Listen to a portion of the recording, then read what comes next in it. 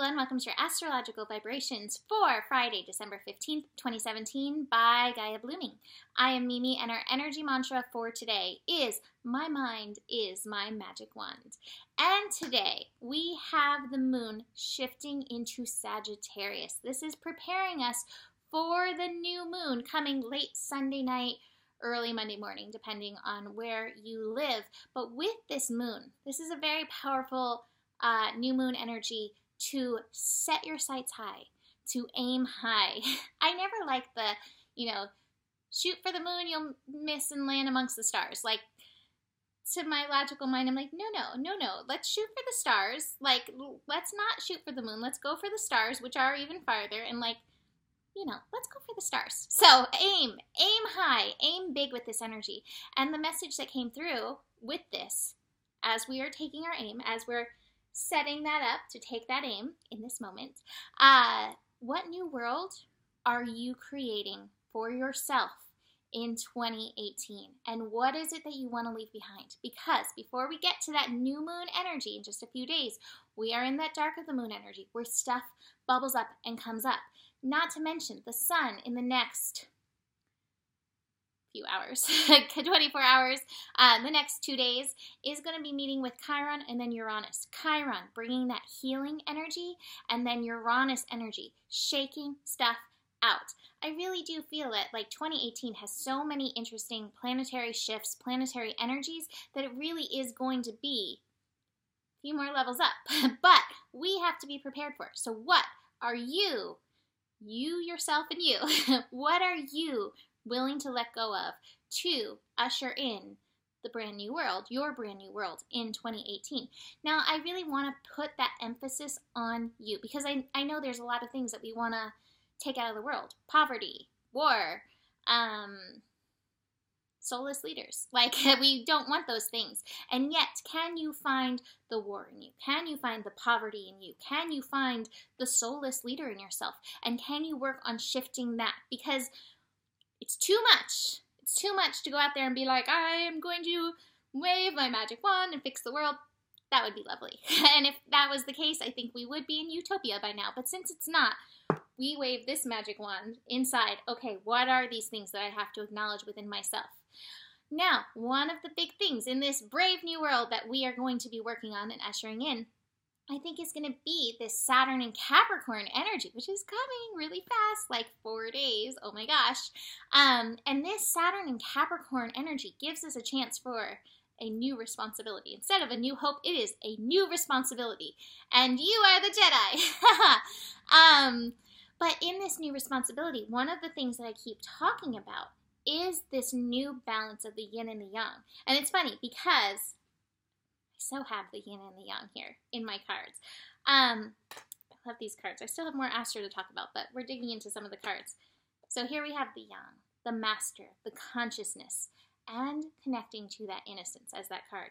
Here we have the yin.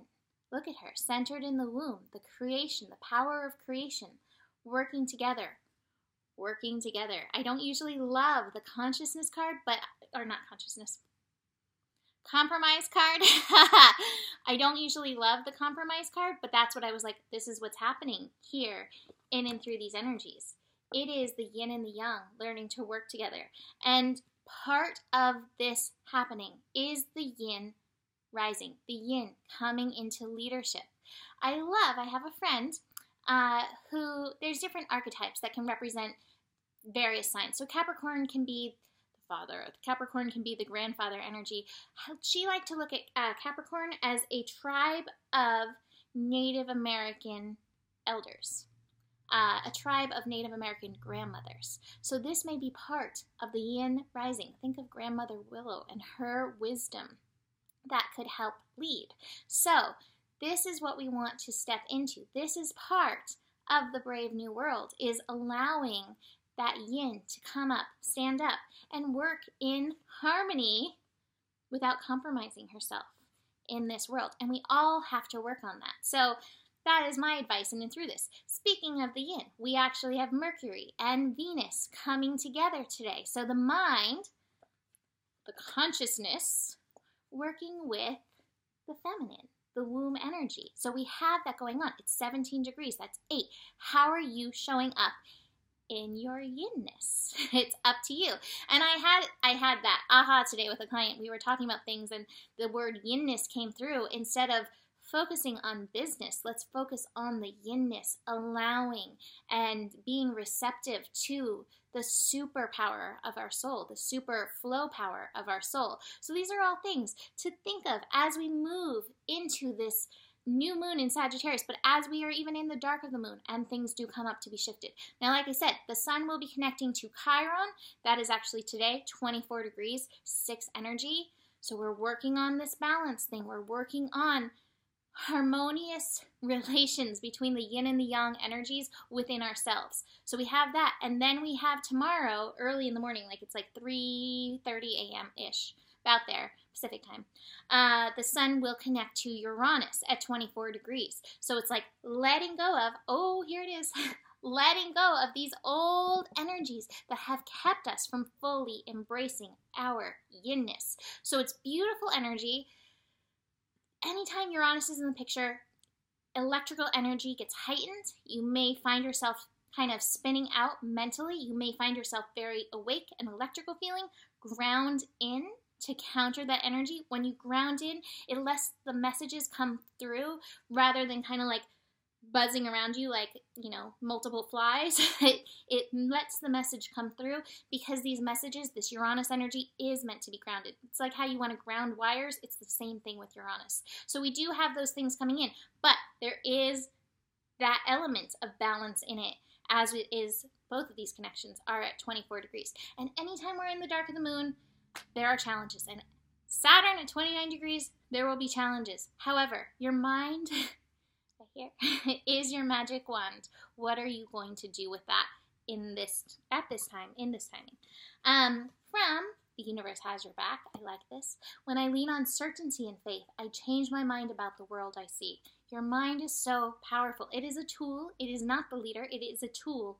Utilize it in this process of letting your yinness bubble up and come forward. And finally, joy and delight. Open your heart to joy. That's a big part of allowing your yinness, is allowing yourself the freedom to be in that joy. And Nikki and I, we talked about this in a GPS, and we talked about this in our workshop. Consciousness, heart, yinness, womb area, creation, and they connect in the heart through that space of joy and delight. So be the light, be delight. That is it for today. Check out, sign up on my email list to, hear about updates about the astrology class that will be happening in 2018. I'm not sure when, I'm not sure how. I have to figure out those details. But if you are interested, sign up in that. It's down below on the YouTube video, the link for that. There is enough love in the world for you, and the better gets, the better gets. Namaste.